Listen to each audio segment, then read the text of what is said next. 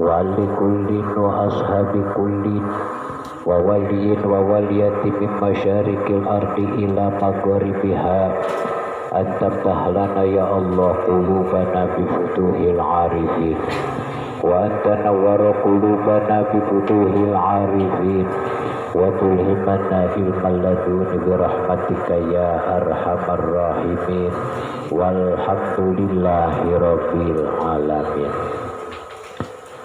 Bismillahirrahmanirrahim. Wassalatu wassalamu ala rasulillah alladzi la nabiyya ba'dah.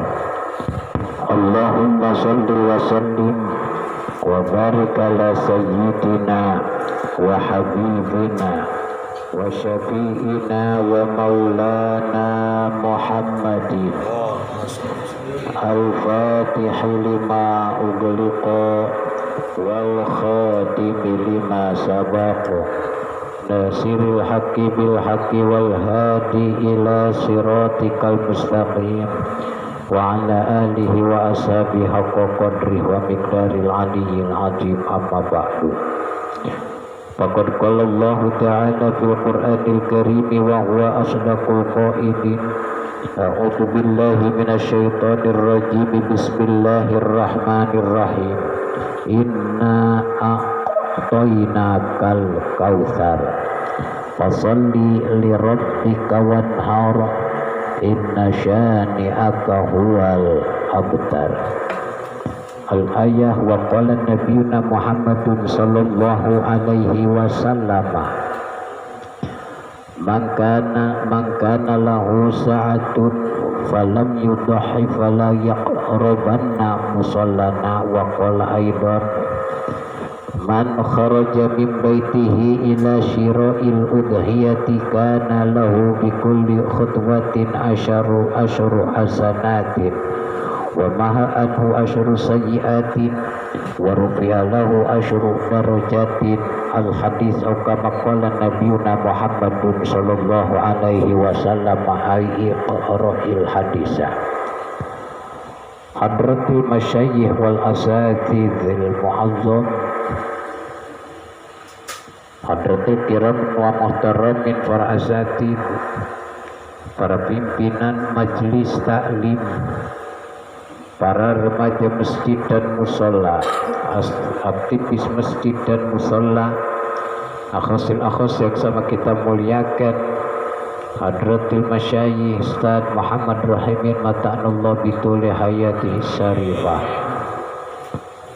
akhirnya Ustaz Edward dan segenap para asatid, pimpinan majelis taklim dan pembina para majelis taklim yang tidak dapat saya sebutkan namanya satu persatu, baik dari Bantar Gebang maupun luar Bantar Gebang, ya mudah-mudahan para pimpinan pembina dan para pengurus majelis oleh Allah subhanahu wa ta'ala senantiasa dilimpahkan keberkahan dunia dan akhirat, dan oleh Allah subhanahu wa ta'ala ditambahkan keberkahan ilmunya, sehingga Allah subhanahu wa ta'ala dibukakan hatinya futuhal arifin.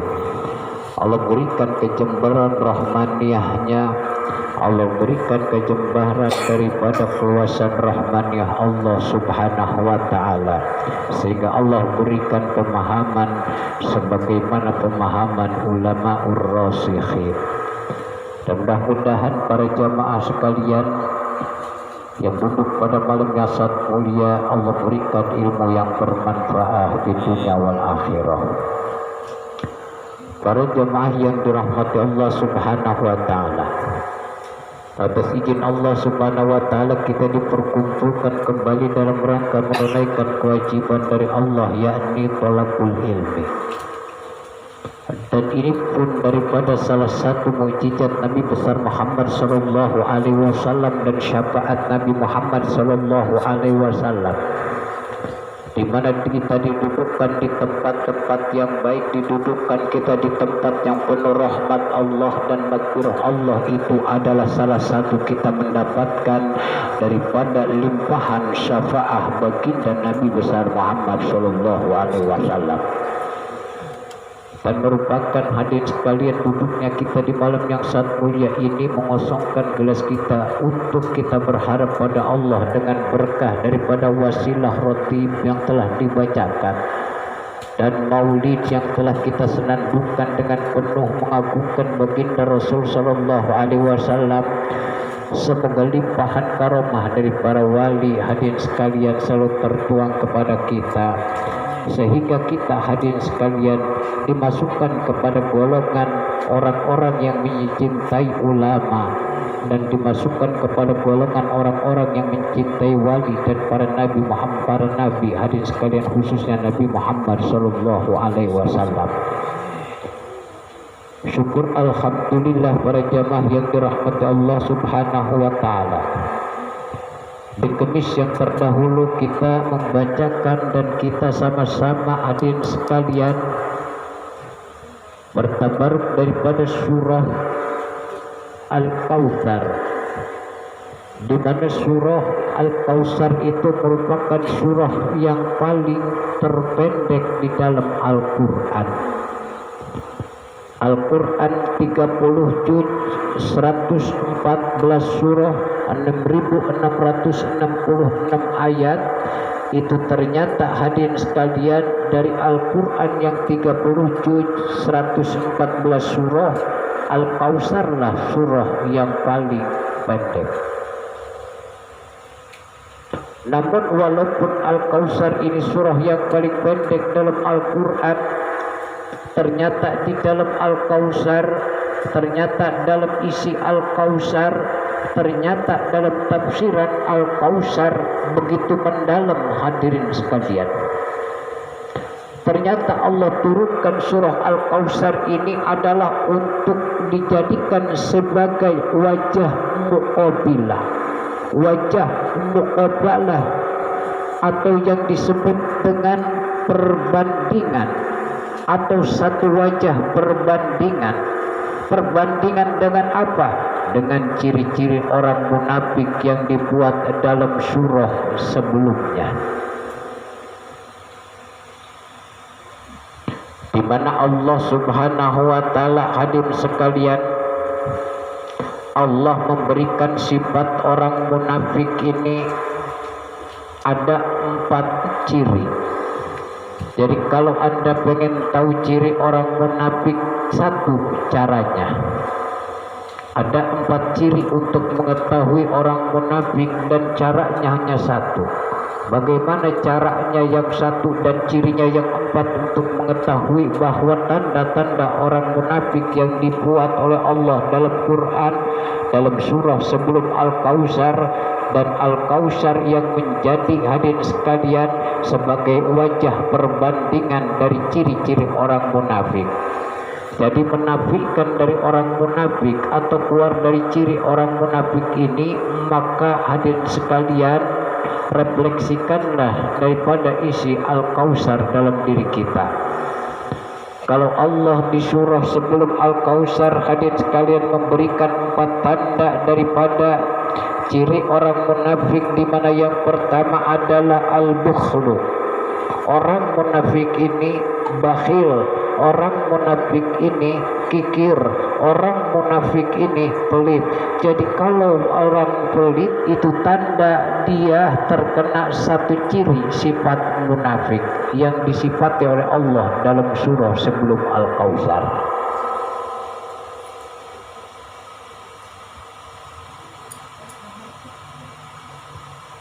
Kenapa pelit ini masuk kepada ciri orang munafik tadi sekalian?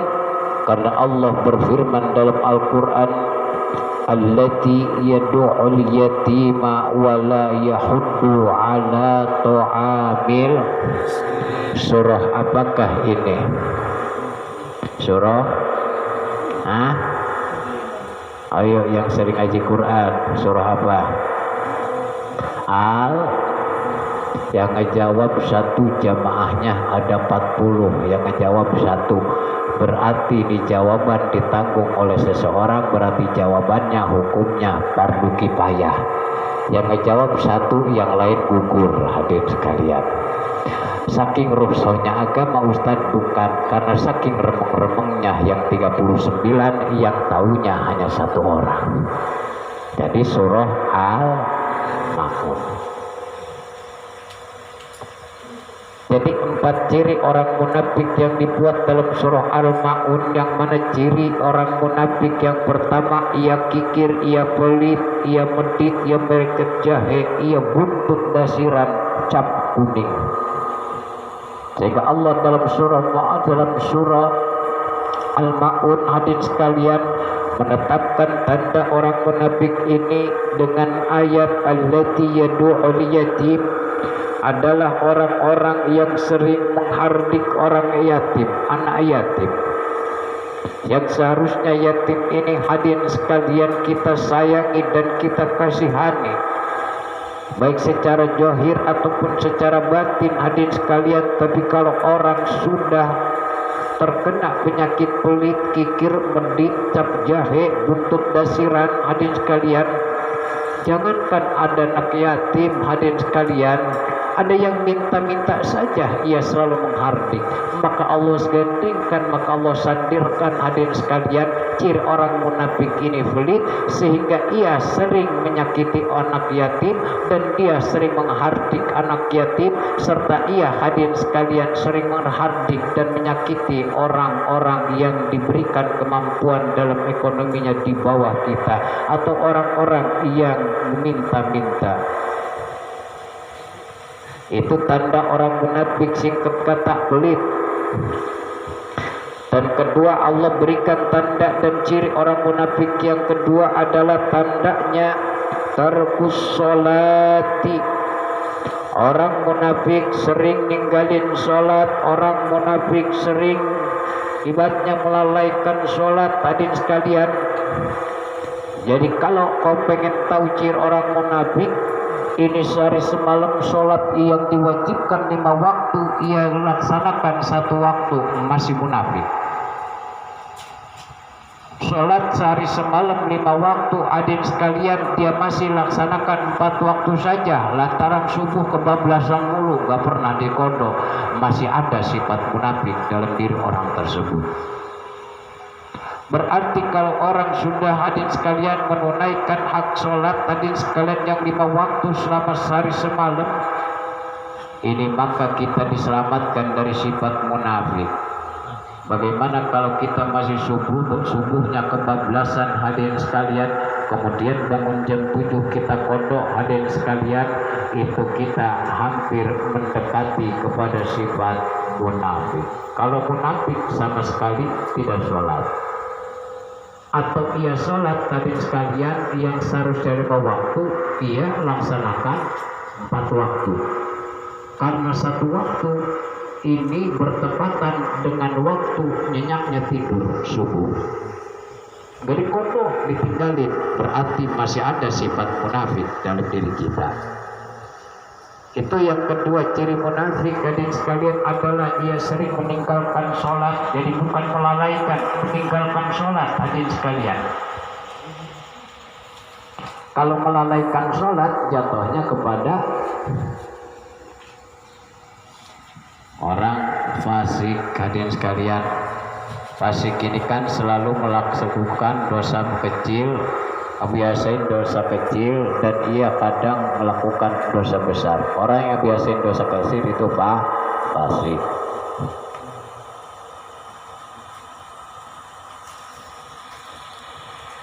Itu nomor yang kedua ciri orang munafik, di mana Allah berfirman dalam surah Al-Ma'un juga, fawailul lil musallin. Kalau kau pengen tahu tanda orang yang munafik, ternyata orang munafik ini yang meninggalkan sholat dan meninggalkannya sholat, hadirin sekalian, bukan meninggalkan secara zahir syariah. Ia sholat tapi tidak sholat. Maksudnya apa, hadirin sekalian? Kalau mengikuti tafsir fawailul lil musallin alladzina hum an sholatihim sahun, ternyata tanda munafik yang kedua adalah meninggalkan sholat. Berarti itu meninggalkan sholatnya baik secara nyata ataupun secara tersembunyi hadirin sekalian, baik secara terang-terangan atau secara sembunyi-sembunyi. Mana yang meninggalkan sholat yang sembunyi-sembunyi, johirnya sholat, hatinya tidak sholat, itu tanda munafik secara batin. Kalau toh tidak sholat sama sekali menurut syariat, dalam artian waktu zuhur gak sholat, hadirin sekalian, asar gak sholat, maghrib gak sholat, kita lihat dia gak sholat, hadirin sekalian, itu munafik secara johiriah. Kalau dalam hatinya hadirin sekalian masih punya tekad meninggalkan sholat ini dosa besar dan ia sedang bermaksiat, tidak jatuh kepada murtad, hanya mempunyai dosa besar karena meninggalkan sholat dengan sengaja. Ternyata hadirin sekalian, ciri munafik ini kalau kita kaji menurut makna batin sesuai dengan surah Al-Ma'un, fawailul lil musallin alladzina hum an salatihim sahun, maka celakalah lil musallin, atau maka bagian neraka lil musallin, orang-orang yang sholat. Hadirin sekalian, ternyata orang yang sholat pun celaka. Mafhumnya bagaimana yang kagak pernah sholat, kan begitu. Makanya jangan punya ibaratnya kita ngedon pasti tanya ngapain, katanya pakai sarung kalau kelakuan, kalau hati gak disarung, begitu. Ngapain ibaratnya dikerudung kalau hatinya gak berkerudung. Mendingan gak dikerudung, hatinya dikerudung, itu salah hadirin kalian. Yang dikerudung aja belum tentu hatinya benar, apalagi yang kagak dikerudung secara terang.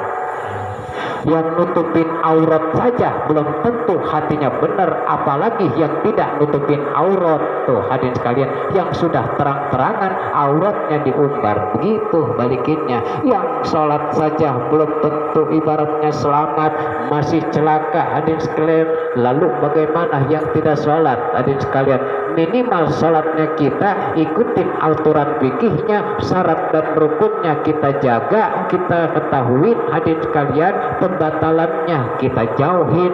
Jangan asal-asalan sholat kalau tanpa ilmu kau capek tapi tidak sholat menurut Allah dan Rasulnya. Maka minimal sholat itu ikuti anjuran ilmu yang mengatur dalam bab sholat. Fikihlah fungsinya. Sholat alhamdulillah hadirin sekalian sesuai dengan ilmu syariat dan fikihnya, pembatalannya dijauhi, syarat dan rukunnya dilaksanakan, tapi hatinya syahun, hatinya kemana-mana, berarti hatinya belum terisi dengan tasawuf. Ternyata ada satu kesatuan yang sulit untuk didikotomi, yang sulit untuk dipatah arahkan secara batin dan secara johir. Wajib kita kaji ilmu pengetahuannya. Ilmu sholat secara johir bagian fikih, ilmu sholat secara batin agar terhindar dari sholat sahun adalah ilmu tasawuf yang praktiknya dalam thariqah. Maka Allah ancam, maka Allah tegaskan tanda munafik yang kedua adalah fawailul lil musallin, celakalah bagi orang yang sholat yang mana alladzina hum an salatihim sahun, adalah mereka orang-orang yang sholatnya ini dalam keadaan sahun. Apa itu sahun? Lupa. Apa itu lupa? Lali. Apa itu lalu? Forget hadirin sekalian. Jadi kalau sholatnya badan menghadap kiblat, hatinya ada di pasar, hatinya ingat permasalahan, hatinya kosong dari zikir, itu sholat sahur. Ini berarti kita kena munafik secara batin. Itu ciri yang kedua munafik. Yang ketiga adalah ciri orang munafik watsalitsu ar-riya'u fi shalah, riya di dalam salat. Wa huwal muradu min qoulihi, itulah yang dimaksud dari firman Allah, alladzina hum yura'un. Ciri munafik yang ketiga adalah riya di dalam salat. Jadi ia salat hadirin sekalian karena pengen ditilai oleh atasan.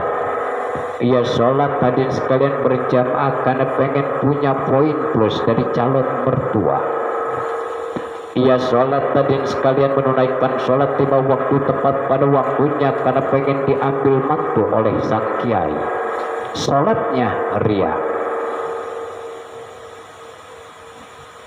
Ini tanda orang munafik. Tanda yang ketiga, ciri yang ketiga orang yang munafik adalah ia sholat tadi sekalian alladzina hum yura'un, adalah orang-orang yang ria. Ria dalam hal apa saja hadirin sekalian?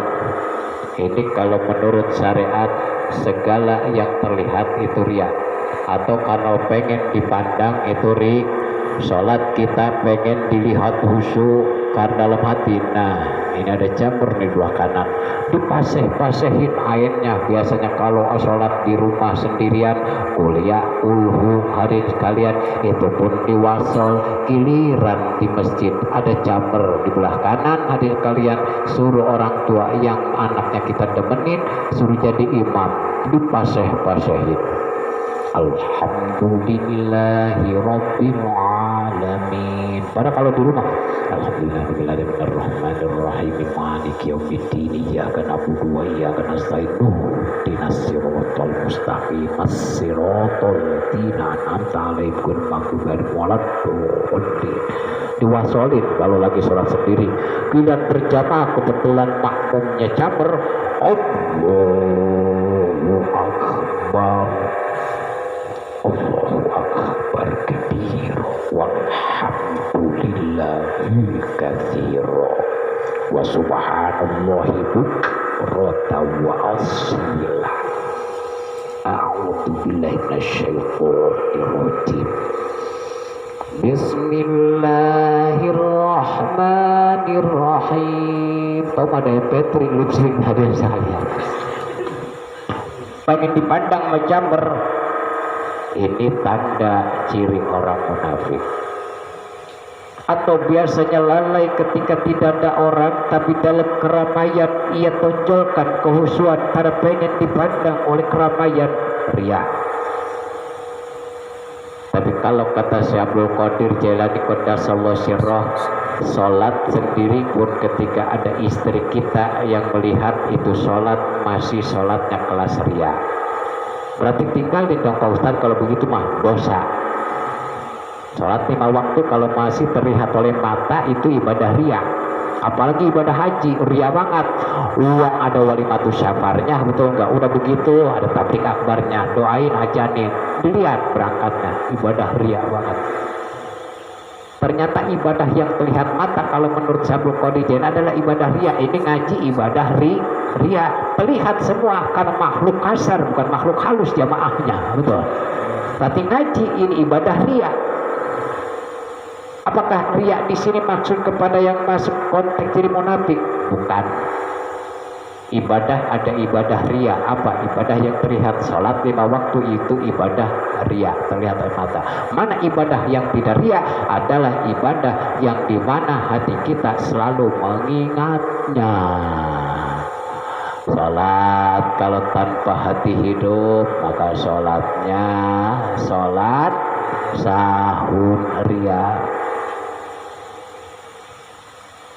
Tuh hadirin sekalian, ciri munafik yang ketiga tadi adalah ria dalam segala hal. Warabi'u, ciri orang munafik yang keempat, Allah berikan tanda dan ciri orang munafik dalam surah Maun yang keempat adalah man uzzakati, ia menolak dan mencegah zakat. Dalam ayat Qur'annya wa yamna'unal ma'un, dan ia tolak hadirin sekalian akan kewajiban yang harus diberikan.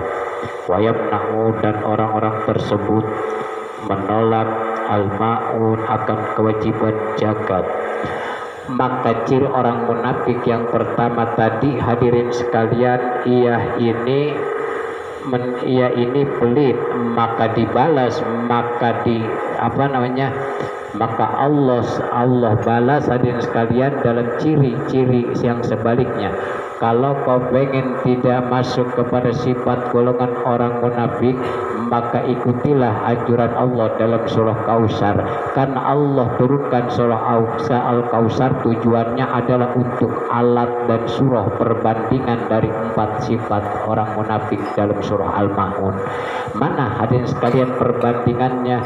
Wa an salatihim, kalau tadi adalah ciri orang yang munafik itu adalah ia pelit, maka dalam surah Al-Kausar hadirin sekalian Allah Subhanahu wa taala berfirman, fasolli li rabbika, muqabbalah dulu nih hadirin sekalian. Wa yamna'unal ma'un an salatihim sahur, ini dijawab hadirin sekalian oleh Allah qauluhu li rabbika.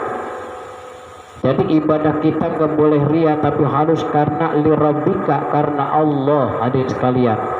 Kalau tadi ciri orang munafik salah satunya ada ria, pengen dipandang. Dijawab oleh surah Al-Ma'un, fasolli lirabbika, salatlah engkau karena Tuhanmu, bukan karena camer, bukan karena kiai yang bakal muluk mandu hadirin sekalian, tapi lirabbika. Mana salat yang lirabbika? Badan menghadap kiblat, tapi hati menghadap yang punya kiblat hadirin sekalian, itu sholli lirabbika. Allati yad'ul yatim, Allah berikan perbandingan dan perlawanan ciri orang munafik itu. Kalau ciri orang munafik itu ia pelit sehingga kepada yatim ia menghardik, dan kepada orang yang minta-minta di sekalian yang menolak, maka Allah balas, maka Allah Subhanahu wa taala memberikan analogi dan perbandingan. Kalau kau pengen tidak masuk kepada golongan orang munafik, maka jalankanlah sifat ini, maka jalankanlah solusi ini. Wanhar. Apa itu wanhar? Wanhar ini artinya kita ini harus menjadi dermawan, sehingga wanhar ini dijadikan ayat rujukan untuk berkurban hadirin sekalian. Wanhar, dan sembelihlah kurban. Kalau orang sudah biasa berkurban dan diajarkan untuk berkurban, berarti ditanamkan dalam hatinya kedermawanan, berarti menghilangkan sifat bakhil, pelit yang menjadi tanda munafik. Sehingga surah Al-Kausar ini menjadikan wajhul muqabalah, menjadikan wajah perbandingan dari surah Al-Ma'un yang merupakan di dalamnya menyebutkan banyak ciri-ciri orang munafik. Kenapa Al-Kausar ini diturunkan? Ada asbabun nuzulnya. Kenapa? Sebab surah Al-Kausar ini diturunkan oleh Allah. Dan Al-Kausar ini apakah nama Al-Quran? Apakah nama selain Al-Quran?